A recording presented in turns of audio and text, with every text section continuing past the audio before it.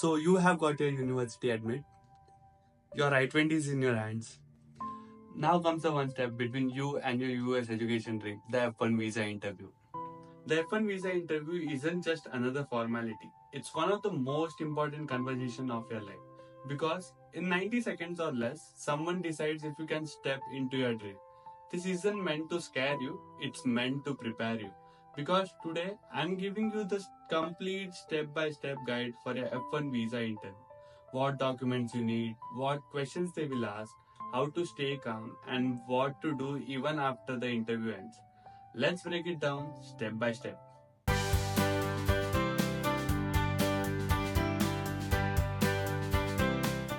The F1 visa interview happens at the US Embassy or consulate in your home country. So I was basically from India, so I know the places like New Delhi, Mumbai, Chennai, Hyderabad, or Kolkata. This interview decides whether or not you will be allowed to enter the US for your education. This process has three main stages. One is the application and scheduling phase, where you will fill your DS-160 form and book your slots for the interview and the biometrics. The second thing is the document submission and biometrics.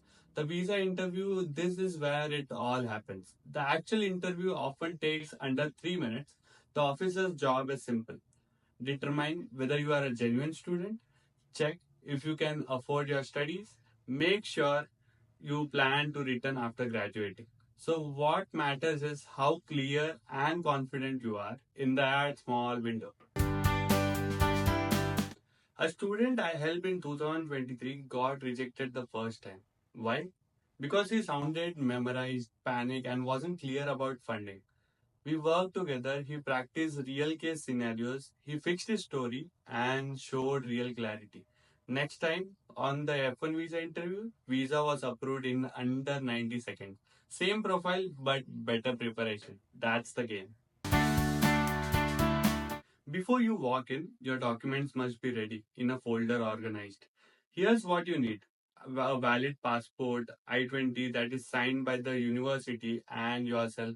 You should have a signature on the I-20 document, DS-160 confirmation, visa appointment letter, service fee receipt, admission letter from the university which has been given, financial documents like the bank statements, loan letters, ITRs, and pay slips if you have worked, academic docs like the transcripts and the degree certificate. Resume is optional, but it's better to carry.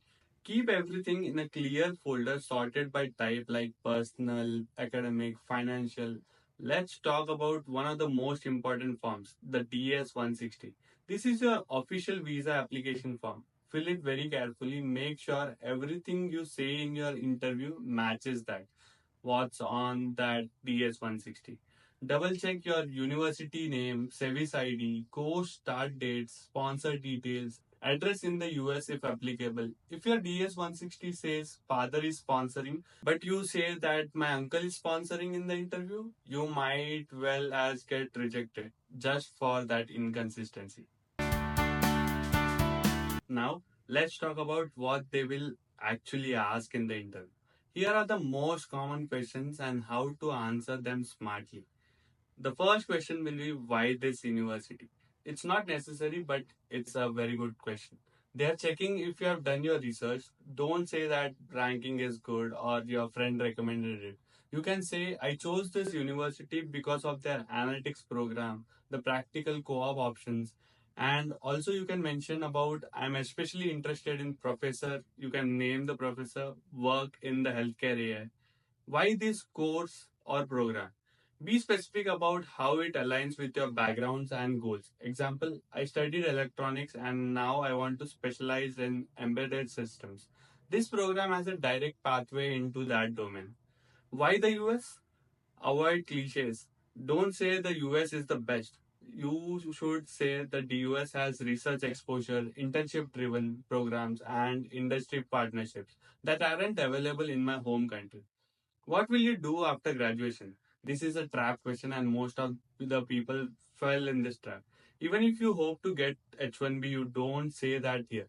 You can say, my plan is to gain knowledge and come back to India to work in the consulting or data or engineering space. Always mention returning home. That's the key in this question. Who is sponsoring you? Answer that clearly. For example, my father is sponsoring me. He is a government officer earning 22 lakhs per annum. We have 30 plus lakhs in savings. He supported my education throughout. Don't get vague answers. Have numbers, have proof. What does your father or mother do? Simple and crisp answers. Don't go into stories. My mother is a teacher at a government school with 15 years of experience. Be precise. How will you manage the expenses? Talk about tuition plus living expenses and clearly show how you will handle both through savings, education loan, etc. Do you have any relatives in the US? For this question, be honest. If yes, mention who are they.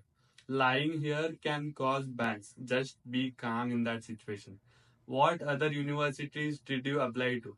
List 3 to 4, it's normal. They are testing if you were serious or just picked randomly. Always end with, but I chose this one because it aligns best with my goals. What if your visa is rejected? Stay calm. I will work on the feedback, strengthen my case, and reapply. I am committed to this path and prepared for the process. Now, here's the part that most people miss. You can memorize the best answers, but if you walk in nervous, mumbling, or in a robotic voice, it won't work. Confidence is equal to preparation plus belief in your story. Practice your answers aloud, record yourself like in front of the camera, watch your posture, ask a friend or parent to do mock interviews. Visa officers aren't expecting perfect English, they are looking for clarity and composure. Smile, make eye contact, and keep answers short. 1 to 2 sentences is more than enough. If they want more, they will ask. Okay, now. Alright, let's get into the things that separate approvals from rejection.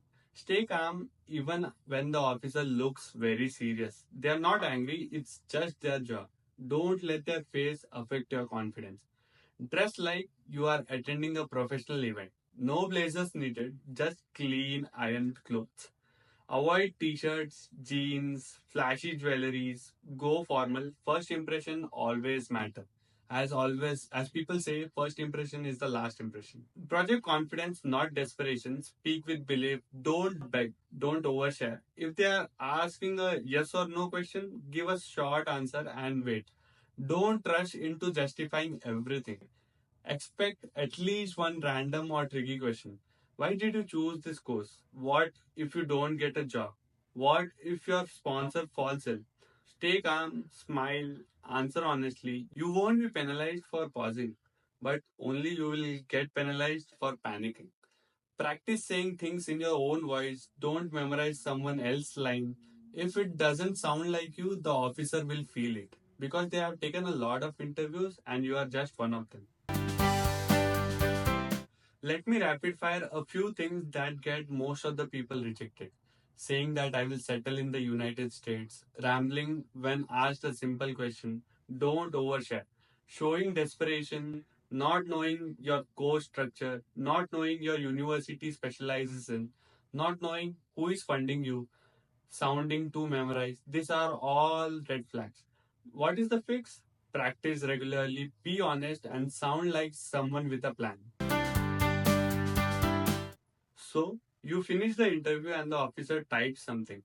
Green if they say your visa is approved. Congrats. You will get your passport with visa in 5 to 7 days. Red if they hand you a blue form, it could mean admin processing 221G, a missing document, or a temporary denial. If denied, ask the reason, apply again with stronger preparation, correct DS 160, clearer answers, stronger documents. Rejections aren't the end, they are just feedback. I know students who got approved in round 2 or 3 as well. If you are preparing for your visa, trust me, I know the anxiety because I have gone through that phase.